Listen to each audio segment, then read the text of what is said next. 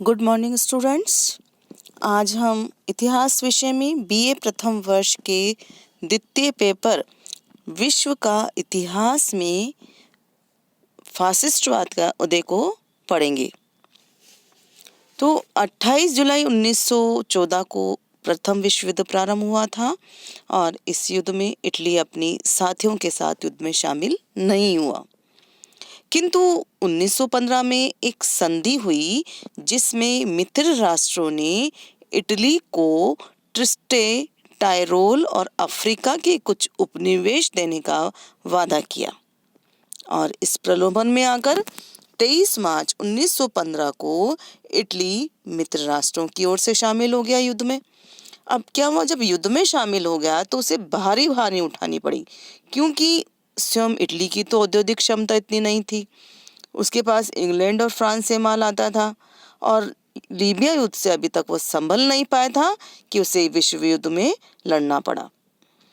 Italy युद्ध के लिए भी तैयार नहीं था। उसने अपनी सुरक्षा व्यवस्था इंग्लैंड और फ्रांस के खतरे से बचने के लिए की थी, क्योंकि जर्मनी और ऑस्ट्रिया उसके मित्र थे। अतः वह ऑस्ट्रिया के आक्रमण का मुकाबला नहीं कर सका और 1917 अक्टूबर में कैप्रीटो के स्थान पर वह पराजित हुआ और उसे अपमानित होना पड़ा।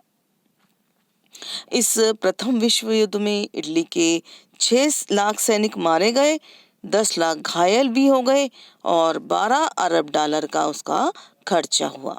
मतलब इससे जनता जो थी इटली की बड़ी क्रुद्ध हो गई। युद्ध की समाप्ति पर जो पेरिस में शांति सम्मेलन हुए, यहाँ पर इटली ने अपने साथ किए गए धोखे को अनुभव किया और उसने जाना कि जो गुप्त संधि हुई थी उसमें उस वादे को पूरा नहीं किया गया। उसे घोर निराशा हुई। अफ्रीका में जहाँ उसे अपना साम्राज्य बनाने की आशा थी वो उसकी पूरी नहीं हो पाई। ब्रिटेन, फ्रांस, बेल्जियम ने जर्मन उपनिवेशों को आपस में राष्ट्रसंघ के मेडेंडो के रूप में बांट लिया। सेब्रो की संधि के अंतर्गत स्पर्ना, जिसके लिए इटली ललचा रहा था, यूनान को दे दिया गया।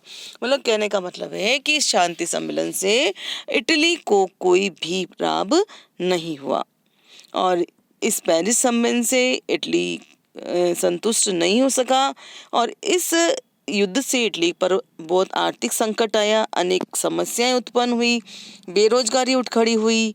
अनेक जो सैनिक थे उनकी संख्या कम करने से जो सैनिक थे या लोग थे वे बेरोजगार हो गए। इधर अमेरिका ने इमिग्रेशन एक्ट पास किया जिसमें इटली के लोगों का अमेरिका में प्रवेश रोक दिया, तो बेरोजगारी की समस्या और अधिक बढ़ गई और युद्ध के बाद एक जो है भयंकर आर्थिक संकट आया। मुद्रा का मूल्य 70% तक गिर गया। बजट में घाटे की व्यवस्था रहने लगी, उत्पादन भी कम हो गया, जिससे लोगों को भुखमरी व मूल्य वृद्धि का सामना करना पड़ा। बजट में घाटे की व्यवस्था के परिणाम स्वरूप अधिक कर लगाए गए, जिससे जनता उसे अदा नहीं कर सकी, जिससे राष्ट्रीय घाटा बढ़ने लगा और कीमतें बढ़ने लगी। तो इसी तरह से राजनीतिक स्थिति भी उनकी इटली की अच्छी नहीं थी, क्योंकि इटली कभी भी प्रजातांत्रिक राज्य रहा ही नहीं था। वहाँ ऐसी कोई प्रथा थी ही नहीं। केवल 1870 में वह एक नया राष्ट्र बना था और इंग्लैंड की प्रजातांत्रिक प्रणाली को अपनाया था, किंतु सदियों से गुलाम रहने वाला इटली ऐसी प्रजातांत्रिक प्रणाली को संभाल ही नहीं सका। यहाँ पर भी बहुपार्टी प्रथा थी और एक राजनीतिक दल दूसरे राजनीतिक दल को और एक नेता दूसरे दल के नेता को समाप्त करना चाहता था। तो स्थिति बहुत अधिक कष्टप्रद थी और ऐसी स्थिति को समाप्त करने के लिए इटली में की प्रतिष्ठा को पुनः स्थापित करने के लिए फांसीवाद का उत्कर्ष हुआ और इसका नेता था मुसोलिनी। फांसीवाद वस्तुतः इटली की किसानों और मजदूरों की साम्यवादी क्रांति को विफल बनाने के लिए जमींदारों और पूंजीपतियों द्वारा समर्थित और सहायता पाने वाला आंदोलन था। इटली में फांसीवाद के जो उत्कर्ष के कारण थे उनके बारे में हम आज के व्याख्यान में चर्चा करते हैं। पहला हमारा पॉइंट है जनता का असंतोष, क्योंकि पेरिस शांति सम्मेलन हुआ था और इसमें इटली को संतुष्टि नहीं हुई थी। लंदन की जो गुप्त संधि हुई थी उसे जिस प्रदेश को देने को कहा गया था वह प्रदेश उसे प्राप्त नहीं हुए थे। तो इटली को इससे विशेष रूप से दुख था, क्योंकि इटली को कोई राज्य नहीं मिल पाया था। जनता ने इटली की कमजोर स्थिति के लिए सरकार को उत्तरदायी ठहराया। फासिस्ट दल ने जनता में ये प्रचार करना प्रारंभ कर दिया था कि सरकार की अयोग्यता के कारण हमें फ्यूम नगर को छोड़ना पड़ा, और फासिस्ट दल के इस प्रचार से युद्ध में भाग लेने वाले सैनिक भी फासिस्ट दल में सम्मिलित हो गए, जिससे इस दल की शक्ति में वृद्धि हुई और जनतांत्रिक जो सरकार थी वह बदनाम हो गई। तो इस प्रकार संसदीय शासन के स्थान पर शक्तिशाली शासन स्थापित होने का मार्ग प्रशस्त हो गया।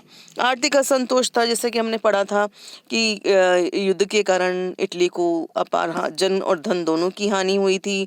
उसे अपनी सेना और युद्ध सामग्री पर भी बहुत अधिक व्यय किया था। इससे राष्ट्रीय ऋण बहुत अधिक बढ़ गया था और देश के जो उद्योग धंधे थे या व्यापार था वो बहुत अधिक अव्यवस्थित हो गया था। मुद्रा का मूल्य भी 70% से नीचे हो गया था। इस साथ ही इटली की जो जनसंख्या थी वो उसमें वृद्धि हो रही थी, किंतु विदेशी राज्यों के प्रतिबंध, हमने पढ़ा ना अभी अमेरिका ने इमिग्रेशन एक्ट पारित किया था जिसमें इटली के लोगों को अमेरिका में प्रवेश वर्जित कर दिया था। तो इससे क्या लोगों में बेकारी की समस्या उत्पन्न होने लगी थी। अब इस परिस्थितियों से जो कठिनाइयां आई है जिससे जनता को बुरी तरह से ये अखड़ने लगी थी, और इस आर्थिक असंतोष ने संपूर्ण देश में अव्यवस्था फैला दी और वो चाहते थे कि अब एक शक्तिशाली शासन की स्थापना हो, ऐसी वो कामना करने लगे। राष्ट्रीयता पर भी आघात लगा था। प्रथम महायुद्ध के बाद इटली को राष्ट्रीय अपमान सहन करना पड़ा था। इटली के लोग जनतांत्रिक सरकार के स्थान पर ऐसी सरकार को देखना चाहते थे जो उनकी आकांक्षाओं की पूर्ति कर सके, अंतर्राष्ट्रीय जगत में इटली को सम्मानजनक स्थान दिला सके। और फासिस्ट दल के जो नेता थे उन्होंने इस बात का प्रचार किया।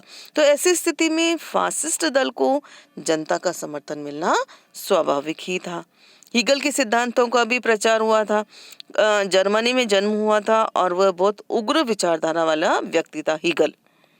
वह राज्य को ईश्वर का रूप मानता था जो कभी गलती कर ही नहीं सकता था। हीगल के अनुसार नागरिक और राज्यों के अधिकारों में कभी संघर्ष नहीं हो सकता था, क्योंकि नागरिकों को वही अधिकार प्राप्त होते थे जो राज्य से प्रदान करता था।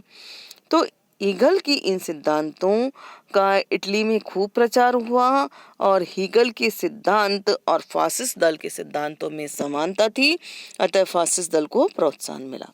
साम्यवाद का भी इस समय प्रभाव हुआ था। इटली में जो असंतोष और निराशा का वातावरण छाया हुआ था ना, तो ऐसे वातावरण में किसानों और मजदूरों में उग्र राष्ट्रीयता की भावना का प्रादुर्भाव हुआ और इटली में साम्यवाद की भावना जोर पकड़ने लगी और जगह जगह हड़ताल और तोड़फोड़ की घटनाएं होने लगी।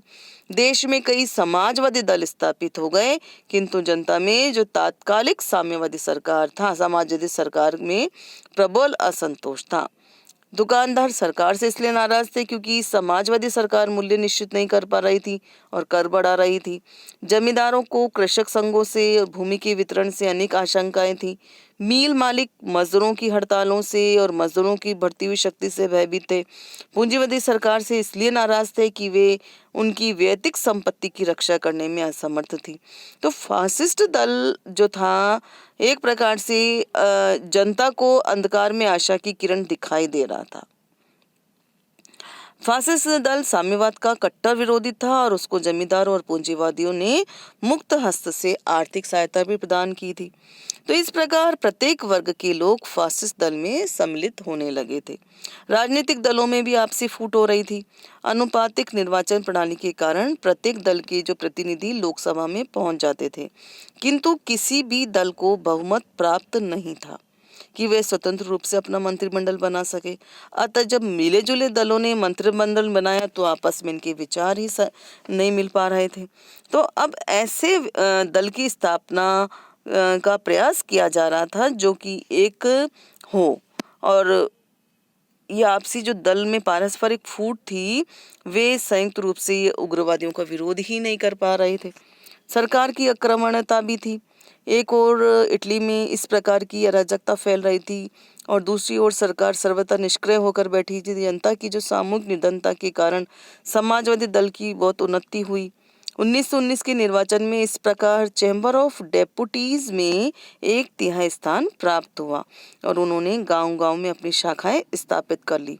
उन्होंने किसानों और मजदूरों को जमींदारों से जमीन छीन कर उसको छोटे छोटे टुकड़ों में बांटने के लिए प्रोत्साहित किया।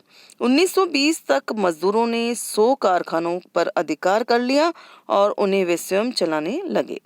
इस प्रकार समाजवादियों का प्रभाव बढ़ गया। फलस्वरूप 1921 में जियालिटी ने प्रधानमंत्री पद से त्यागपत्र दे दिया। इसके बाद बनने वाले मंत्रिमंडलों में साम्यवादियों और फासिस्टवादियों का संघर्ष बहुत बढ़ गया। सरकार ने इस बढ़ते हुए संघर्ष को रोकने का प्रयास नहीं किया और इससे फासिस्ट दल को शक्ति संपन्न होने का अवसर मिल गया। तो इस प्रकार इन परिस्थितियों में फासिस्ट दल प्रगति करता गया। तो अब इस फासिस्ट दल का जो जन्मदाता था वो था मुसोलिनी। देश के सभी वर्गों ने अपनी परंपरागत संस्थाओं की रक्षा करने के लिए शक्तिशाली सरकार की स्थापना के लिए देश को विनाश से बचाने के लिए एक संगठन स्थापित किया जिसके सदस्य फेसियो कहलाते थे। आरंभ में दल शक्तिशाली नहीं था किंतु धीरे धीरे देश की परिस्थितियों ने उसे प्रोत्साहित किया।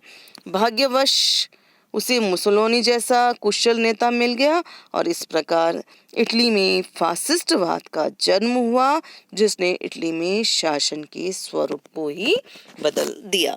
तो ये था आपके फासिस्ट दल के उदय के कारणों का विवरण। धन्यवाद।